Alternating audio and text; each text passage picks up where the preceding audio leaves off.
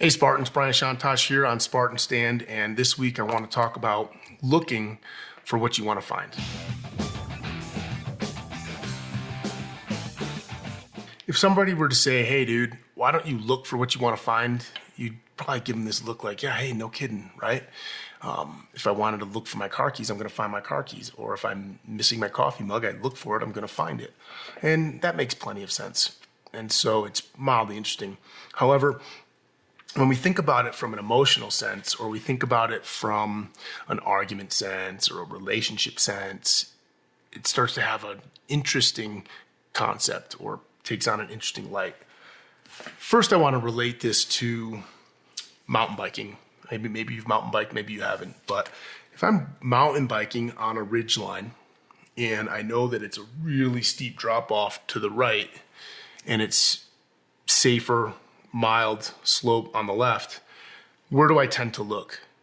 I tend to look to the right, like, oh, I don't want to go down there. I don't want to go down there. I don't want to go down there. And what happens to the front wheel? And inevitably, where I'm looking is where I go. And then you struggle. Whereas if I look where I want to go, that's the direction I'll head. And so how I relate this is, if I'm always looking for conflict, I'm going to find conflict. If I'm always paying attention to bullies or these online trolls or whatever we want to look at, you're going to find anger, you're going to find argument, you're going to find unhappiness. Instead of looking in the direction that you want to, every one person that's saying something ugly, there's 10 people that are saying something good, yet we gravitate towards wanting to disprove the person that is suggesting that we're not as good as we think we are, or our message isn't good, or not as beautiful as we are, or somebody that's being critical of us. Don't look there. Because when you look there, you're going to find unhappiness. You're going to find that, hey, you're going to find self-doubt. You're going to find yourself becoming just that. You're going to be more critical of others. You're going to tend to adopt that trait, if you will, into your habits. Whereas if you just look for goodness, look for positivity, look for it, and you're going to find it, right? It's kind of a spin-off of a podcast I did previously about giving it first.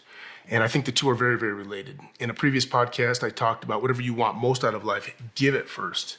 And it's the same exact thing. Whatever you want most, look for it, and you're going to find it.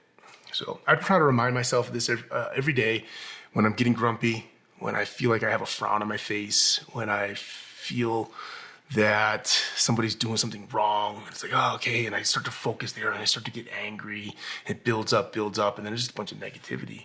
And so every time I find myself drifting there, maybe it's important to go there because we need to solve and do things. I'm not suggesting that we live in fairy tale land of all smiles and happiness. But every time I start to drift and I recognize that I'm looking at something negative, I take a pause and I say, okay, hey, for every one thing negative I see, let me look for 3 things positive. And so that way I can kind of keep the balance over here in my energy zone. Same thing that you've probably heard when you're riding or you're giving feedback. You know, you do the positive sandwich. Hey, you did a really great job here. You could improve over here. Hey, but I keep doing this thing really good. You're a wonderful person. And we sandwich 2 positives around a negative.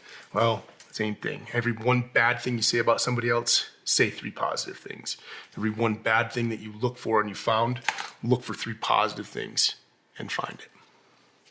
Again, Brian Chontosh on Spartan Stand, part of the Spartan Up podcast series, trying to bring you good leadership advice, life advice, so that you can take a stand for your life.